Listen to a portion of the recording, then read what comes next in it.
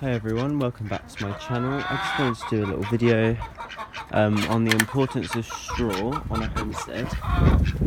So, as you can see in there, there's a big old pile of straw, and I suppose the first thing to note is, there's a straw there. The first thing to note is the straw will need replacing.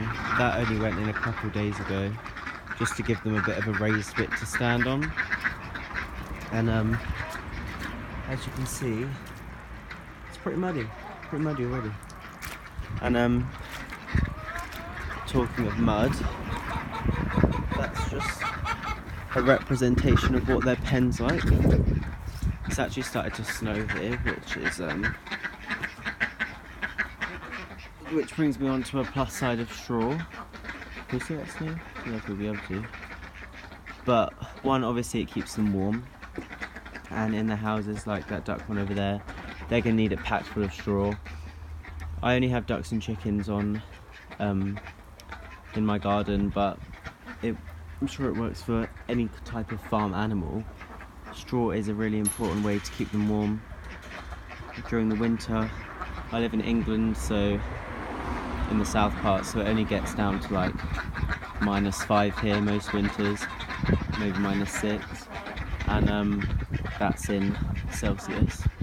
I'm not sure what that is in Fahrenheit, but straw has always been a good way for me to keep my animals warm. And if they all huddle in, like the chickens huddle in that chicken coop and it's packed full of straw, it's going to hold the heat in and insulate the wood around it. And obviously they can get down into there and into the straw if they need to, and their own body heat heats the straw, keeps it around them, insulates them. It's quite self-explanatory. And obviously we get a lot of rain here in England. I only have a netting roof on that, whereas I have a plastic one over there. So all that mud, it needs covering occasionally so they can stand on something that isn't mud, because if they're in mud and water all the time, they're going to get bumblefoot, and you really don't want that. Just to prove how rainy it's been, you can see all the mud in the grass, where the grass started coming up. Oh, it started to actually snow. And so yeah, they need something to stand on, something dry. That's going to need replacing because it's wet now, because they've stood on it, obviously. And it can be a bit of hassle when it's on the muddy ground like that, because you have to turn it over, or you have to get a pitchfork and like bring it out in the wheelbarrow. That's what we do. And like replace it. But obviously if you have a covered roof like that over there, it's going to need replacing less. It's just if they poo on it that you need to get rid of it and exchange it, just for like hygiene reasons. And then if you don't want to put it on the floor, because obviously it's going to take more work replacing it, you can just put it, like they have a hutch over there, I don't know if you can see it, in their pen. You can just put it in their hutch or their coop in the chicken's case, and that's going to need replacing less as well. And I just think it's something that's often overlooked on a homestead. Like, I wouldn't be able to just leave them in that pen in the cold, because they'd get wet and they'd freeze, they'd have nowhere to stand, things like that. So straw is like something people just take for granted and don't really think about often, and it's another expense on a homestead that people need to know before getting animals.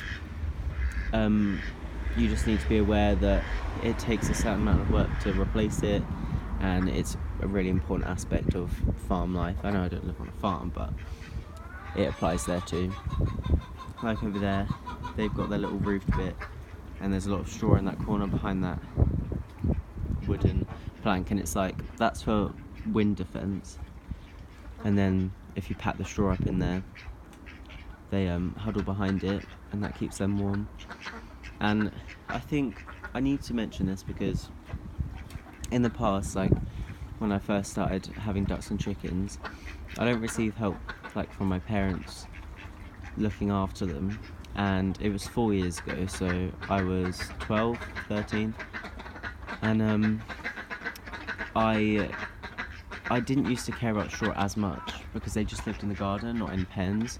And I think that's the reason one of my ducks died, because they kind of got soaking wet and then may have frozen overnight because they're clogged with mud or whatever. And I just used to use sawdust, in their pen, because I thought that was more like hygienic. So I just wanted to put that out there and say that sawdust isn't enough when it's cold and wet. They're going to need that straw to keep warm. You can use hay, but I find that the hay gets mouldy quite easily when it gets wet. So straw is what works best for me. And also when you put it out on the pen, like on the ground, and when you lift it up with a pitchfork, it comes up in kind of like these sheets. So it's quite easy to lift like layers up at a time. So yeah, I hope that video helps think about getting ducks and chickens, or if you've been using sawdust and not straw.